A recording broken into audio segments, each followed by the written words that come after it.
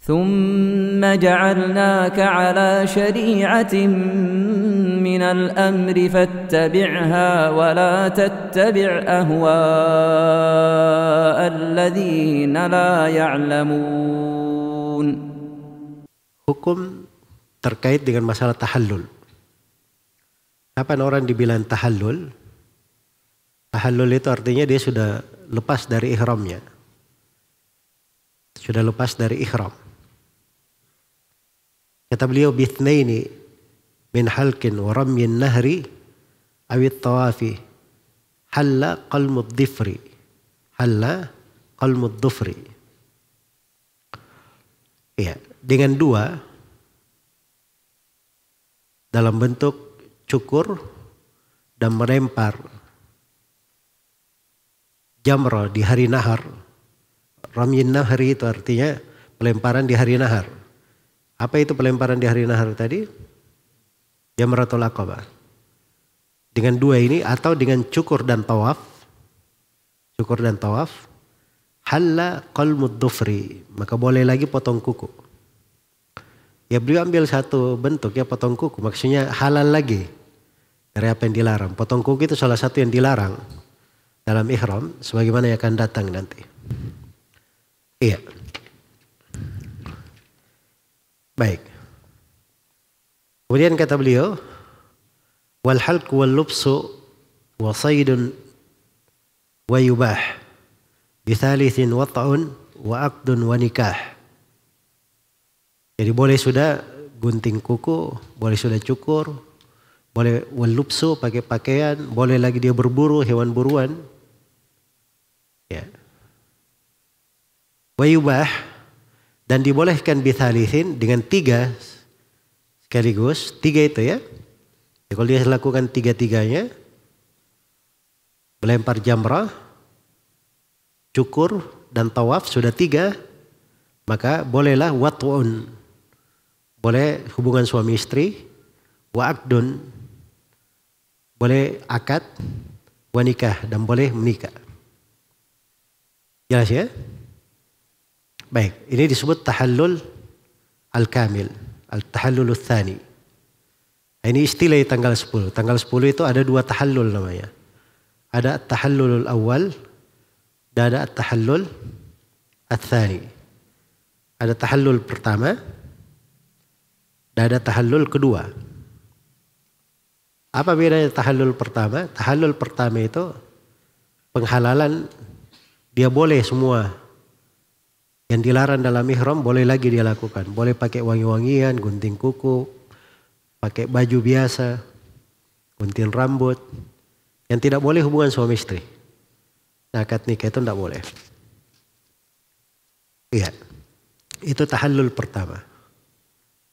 Tahallul kedua, itu baru halal semuanya. Tidak ada yang dikecualikan lagi. Termasuk hubungan suami istri, dibolehkan.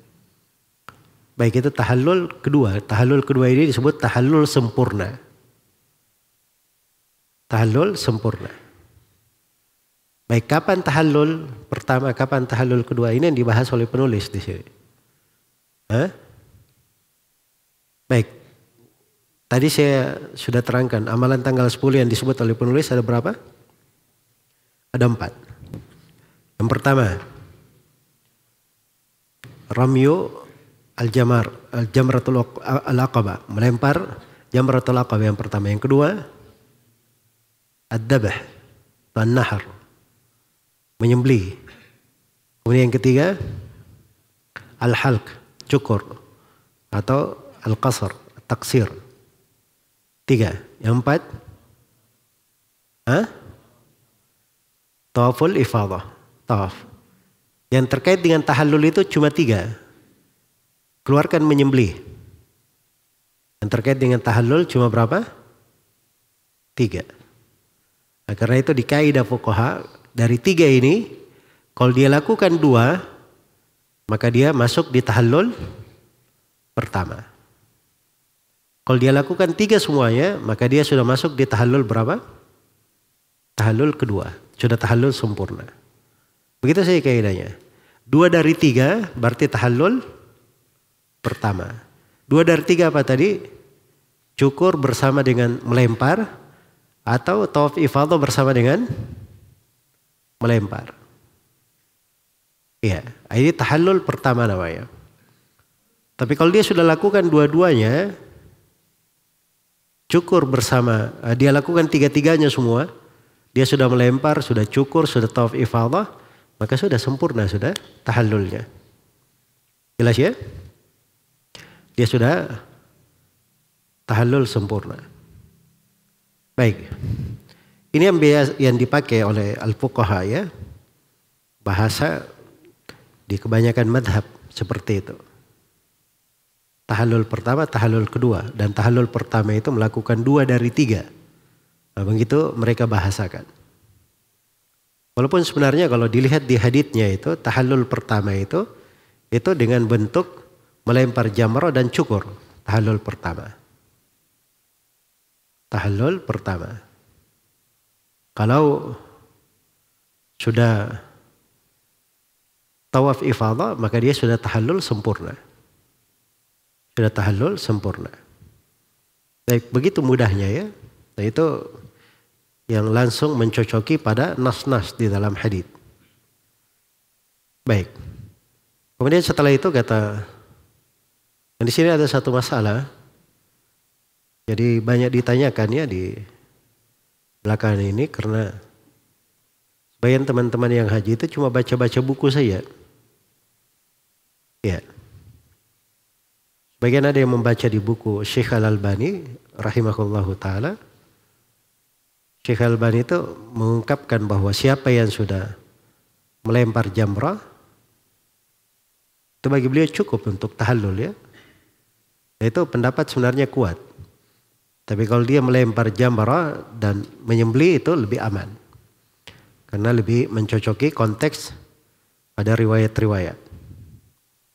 Baik. Jadi bagi Syekh Al-Albani kalau dia sudah melempar, sudah cukur, sudah halal tahallul pertama. Tapi tahallul pertama ini hanya sementara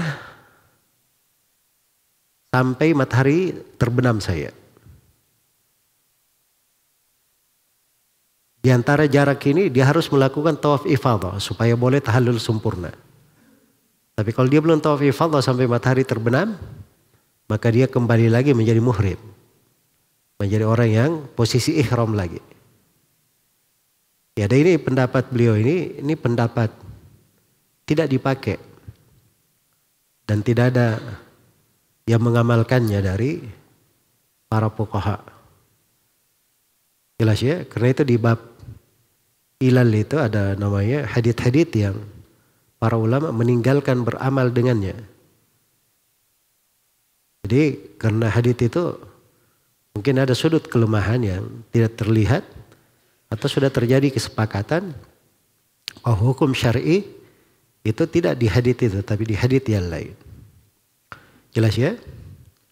Karena itu saya ingatkan supaya ini diketahui ya. Baik. Dan kita lihat di pembahasan ini langsung di dalam buku fikih ya. Yang populer di kalangan para fuqaha. Mereka merinci pembahasan-pembahasan itu sesuai dengan apa yang berjalan di tengah para ulama madhab dari masa ke masa. Sampai ke masa Imam Syafi'i.